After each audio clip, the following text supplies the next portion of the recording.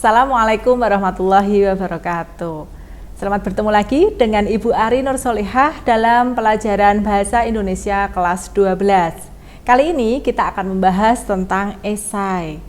Yang sebelumnya materi ini hampir sama dengan kritik sastra. Bahkan banyak orang yang menyatakan esai itu sama dengan kritik sastra. Tapi pada dasarnya dua hal ini berbeda. Apa sajakah perbedaannya? Mari kita bahas bersama-sama. Oke, nah sebelum kita memulai, Ibu akan menyampaikan kompetensi dasarnya, masih sama seperti materi yang sebelumnya. Pengetahuannya yaitu menganalisis sistematika dan kebahasaan kritik dan esai. Kemudian keterampilannya adalah mengonstruksi sebuah kritik dan esai dengan memerhatikan sistematika dan kebahasaan baik secara lisan maupun tulis. Nah, berbicara tentang esai, apa sih sebenarnya esai? Ciri-cirinya ya ada nak. Yang pertama, jelas esai itu sebuah tulisan bebas prosa. Kedua, selalu tidak utuh. Maksudnya tidak utuh apa? Membahasnya, ulasannya, mengulas sebuah karya sastra itu tidak semuanya diulas, ya. Namun hanya di bagian-bagian tertentu saja yang ditonjolkan. Kemudian bersifat subjektif, karena esai ini memang berupa pendapat, ya. Jadi subjektif itu artinya hanya dari pendapat orang lain, akan berbeda dengan penulis yang satunya, subjektif, tergantung seseorang tersebut. Karena apa? Bersifat personal. Personal tadi apa berarti? Ya, berdasarkan dari pendapat orang lain, gitu ya. Intinya esai itu apa sih nak? Esai itu suatu karangan atau tulisan yang membahas suatu masalah secara sekilas dari sudut pandang pribadi penulisnya. Hampir sama ya dengan kritik ya. Nah, nanti kita temukan lagi perbedaannya. Oke, yang jelas kita mempelajari materi ini sangat bermanfaat. Manfaatnya apa? Satu, memudahkan kita memahami isi dari sebuah karya sastra. Yang kedua, jelas dengan membaca kita akan menambah wawasan. Nah, fungsi esai itu ada banyak. Ya, Ibu rangkum. Yang pertama untuk menginformasikan sesuatu, baik itu fakta, data maupun peristiwa, termasuk pendapat dan pandangan terhadap fakta, data dan peristiwa tersebut. Kemudian memberikan pembaca pengetahuan dan pemahaman baru tentang berbagai hal yang dapat terjadi di muka bumi ini, khususnya yang ada di dalam sebuah karya sastra. Nah, sistematikanya hanya ada 3, sama seperti kritik.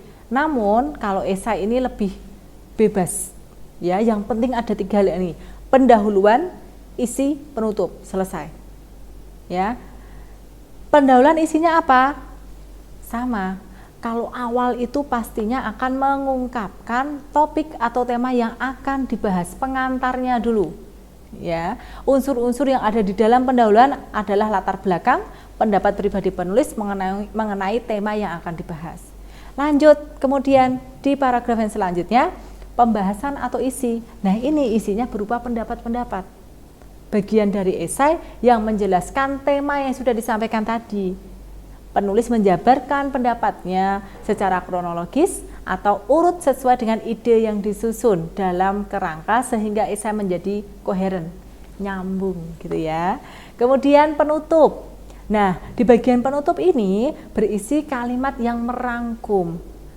Istilah lainnya reorientasi, menegaskan kembali yang sudah disampaikan di awal tadi, baik di pendahuluan maupun di pembahasan. Gampang ya, hanya ada 3, tidak terlalu terikat banget dengan sistematika. Oke, nah kembali ke perbedaan kritik dan esai. Ada jurus jitunya nak. Besok ketika Ananda mendapatkan soal tentang kritik dan esai, jangan sampai terjebak. Pada dasarnya, kalau kritik yang sudah kita pelajari pada pertemuan sebelumnya, itu melakukan sebuah penilaian, melakukan sebuah evaluasi atau analisis, ya, agar yang tujuannya mampu meningkatkan pemahaman, memperkaya dan memperbaikinya. Ya, karya sastra tadi dinilai kelemahannya apa, kemudian keunggulannya apa, itu kritik. Ya, sedangkan esai sastra itu hanya sekadar sebuah tulisan prosa yang isinya itu mengulas, isinya itu hanya membahas ya masalah yang tidak mendetail atau hanya sepintas saja, kemudian ditulis berdasarkan sudut pandang pribadi seseorang. Jadi tidak harus menilai ya, tetapi mengulas kembali apa toh yang sudah dibaca. Nah, jadi lebih sempit ya daripada kritik untuk esai. Nanti aplikatifnya akan Ibu sampaikan. Oke, masih perbedaannya lebih kalau dirangkum seperti ini. Nah, unsur-unsur yang bisa sebagai patokan untuk perbedaan. Yang pertama penulisannya. Dari penulisannya untuk kritik itu terstruktur banget. Maksudnya terstruktur agak terikat, Nak. Sesuai yang sudah saya sampaikan tadi, esai hanya terdiri dari 3. Dikatakan bebas tapi tetap tidak sebebas-bebas juga, ada kaidahnya, ada 3: pendahuluan, isi, penutup, selesai. Tapi kalau kritik, pendahuluan itu harus ada siapa nama sastrawannya, apa saja karya-karya yang sudah tulis, yang sudah sudah terkenal, yang sudah dikonsumsi oleh banyak masyarakat, kemudian ada lagi sinopsis ceritanya, itu untuk kritik. Kalau di esai tidak ada, langsung pendahuluan, pengantar, tema, kemudian langsung pembahasan.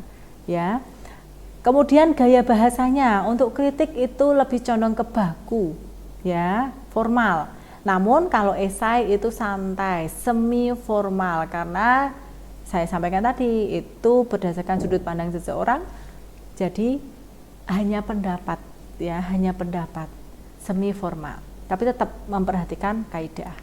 Kemudian sifatnya, kalau sifat itu kritik itu objektif, kemudian esai subjektif. Maksudnya seperti ini, walaupun keduanya itu menilai berdasarkan sudut pandang seseorang, tapi kalau kritik itu berdasarkan mengkritik karena ada dasarnya, fakta-faktanya. Berbeda dengan esai, ya. Subjektif itu maksudnya apa? Ya sesuai dengan pandangan kita. Ya. Kemudian saran perbaikan, ya biasanya di akhir kritik itu harus ada saran perbaikannya. Karya sastra ini memiliki kelemahan, harusnya tokohnya bukan iya, tetapi cukup menggunakan aku saja. Nah, ada perbaikannya.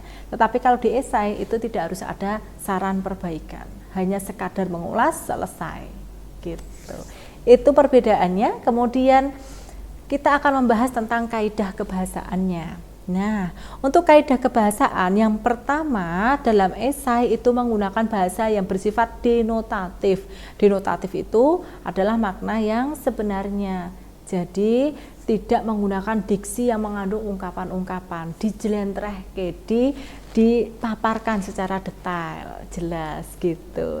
Yang kedua, banyak terdapat pernyataan pendapat dan ditunjang fakta, pastinya sama seperti kritik ya. Ada banyak pendapat tapi didukung dengan fakta, jangan hanya berasumsi, harus ada fakta yang menguatkan. Kemudian terdapat kata kerja material. Kalau dikritik tadi banyak mentalnya, kalau di esai ini banyak kata kerja material. Kebalikannya, Nak. Kalau material berarti yang terlihat mata, kasat mata. Contohnya seperti ini. Ada juga para masyarakat Aceh yang memakai. Nah, memakai itu kan jelas jasa tabib. Memakai di situ ya. Oke, lanjut lagi. Oke, untuk latihan soal. Kita langsung latihan soal atau aplikatifnya. Di sini Ananda coba cermati, ada kutipan puisi. Ya. Sekuntum bunga terbang puisi untuk Romo Mangun. Sekuntum bunga terbang, jagat raya membuka sayap dan menidurkannya di atas awan putih. Sedang kami masih ingin memeluknya. Berbagai napas meyakinkan diri demokrasi bukan mimpi. Ada sebuah puisi. Kemudian Ananda disuruh untuk memberikan tanggapan esai. Yang paling tepat yang mana, Nak? Coba Ananda perhatikan A sampai E. Ya, A sampai E. Intinya kalau kita kembali ke pengertian esai tadi hanya sekadar mengulas, hanya sekadar memberikan tanggapan terhadap permasalahan tertentu di karya sastra itu. Jangan terlalu dalam-dalam banget gitu kan. Yang A, keinginan selalu bersama dengan keteladanan yang menjadi cahaya kehidupan. Kalau kita kembalikan di awal tadi, adakah cahaya kehidupan? Nah, cek ya. Belum ya, kita lihat yang B dulu. Penggunaan diksi yang banyak mengandung ungkapan sehingga sangat bagus. Ini pernyataan kritik ya, bukan mengulas, jadi bukan esai. Kemudian yang C, sebuah pemahaman terhadap arti demokrasi yang sebenarnya melalui keteladanan. Merindukan ya, demokrasi itu bukan mimpi di bagian akhir. Bisa jadi yang C, tapi kita coba cek lagi yang D. Pembaca yang dituntut untuk mengetahui tentang pengetahuan demokrasi. Nah, ini berarti sebuah saran, sebuah kritikan, belum juga. Kepergian seseorang yang telah memberi kenangan seindah sekuntum bunga. Nah, jangan sampai menggunakan kata konotatif. Tadi ciri-cirinya apa? Harus menggunakan kata denotatif. Ketika Anda menyampaikan sekuntum bunga ini, kita harus menyampaikan apa adanya, nak. Jangan menggunakan kata konotatif sekuntum bunga. Nah, itu yang E juga salah. Yang paling tepat apa? Jawabannya C. Gitu. Lanjut yang soal terakhir nih. Tadi berupa apa, nak? Puisi, sekarang berupa cerpen. Di sini ketika Ananda membaca cerpen ini ya, Ananda coba membaca cerpen ini, kok terlalu panjang, terlalu banyak. Ananda bisa langsung cek saja, nak. Cek saja di bagian pilihan gandanya. Cari saja yang berupa ulasan.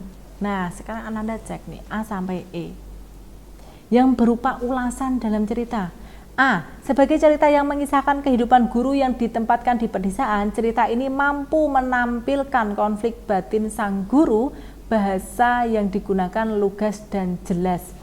Kritik, karena apa, nak? Menilai. Di bagian mana bahasa yang digunakan lugas dan jelas? Salah. Ya, itu kalimat kritik. Yang B, sebagai cerita yang mengisahkan kehidupan di desa, cerita ini mengisahkan tentang guru yang ditugaskan di desa. Ia hidup di tengah masyarakat desa yang hidup serba kekurangan. Nyata, ini bukan mengulas, tetapi ini mengulang kembali. Jadi ini cuplikan dari cerita di atas, berarti bukan sebuah ulasan. Salah. Yang C, tema cerita ini terlalu biasa. Langsung ya, salah ya yang C. Karena apa? Kritikan. Biasa, sangat biasa, terlalu biasa. Nah, itu kata penyangat-penyangat seperti ini, itu berarti kritikan. Yang D, orang desa memang banyak yang menjadi TKW karena hidup di desa yang serba kekurangan. Jadi hal ini tidak menarik untuk dijadikan. Nah, ada kata tidak menarik, mengkritik lagi. Ya, berarti itu bukan esai. Nah, jangan-jangan yang terakhir nih, nggak ada pilihan lain ya. Kamulah satu-satunya pilihan. Yang E, coba dicek. Sosok Teja adalah seseorang yang begitu menyayangi gurunya karena ibunya mengajar penuh kasih seperti ibunya. Ia sangat kecewa ketika mengetahui bahwa gurunya berniat untuk pindah. Nah, jawabannya yang E ini mengungkapkan permasalahan yang ada di dalam teksnya. Nah, itu yang dapat Ibu sampaikan ya Ananda ya. Alhamdulillah, semoga Ananda semuanya jelas bisa membedakan mana kritik dan mana esai ya. Pada dasarnya dua hal tersebut berbeda, tapi memiliki kesamaan mengungkapkan pendapat dan memberikan ulasan. Sekian dari Ibu Ari, sampai bertemu di pertemuan yang akan datang. Wassalamualaikum warahmatullahi wabarakatuh.